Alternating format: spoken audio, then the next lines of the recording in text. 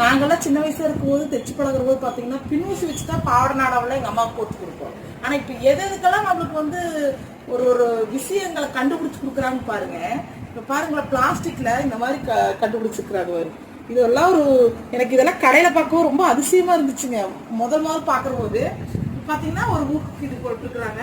இந்த மாதிரி பாவாடை நாடாவோ ஏதோ ஒன்று உள்ள போட்டுட்டு இது முடியும் கூட போட்டுக்கலாம், இல்லை ஒரு ஒரு தைக்கிறதும் கூட தைச்சுக்கலாம். தைச்சிட்டு இப்படி ஒரு முடி போட்டு இதுவே நாடாக்குள்ள அப்படியே விட்டு எடுத்துட்டு பின்னாடி பார்த்து எடுத்துக்கலாம். பின்னூசி வச்சா ரொம்ப லேட் ஆகும் பார்த்துக்குங்க. இதுன்னா ஈஸியாக எடுத்துடலாம். பாருங்க, இதுக்குள்ள நான் இதை போர்க்க போறேன். இந்த இடத்துல ஒரு கேப் விட்டுருக்குறேன். இப்போ இது பாருங்க எவ்வளோ ஈஸியாக போகுது பாருங்க. இப்படி இப்படி இழுத்தோம்னா நல்லா லாங்காக சீக்கிரமாக போட்டுடலாம். இந்த மாதிரி நீங்களும் வந்து பட்டன் ஹவுஸில் டவுன் ஹாலில் பட்டன் ஹவுஸ்லாம் இது கிடைக்கும்.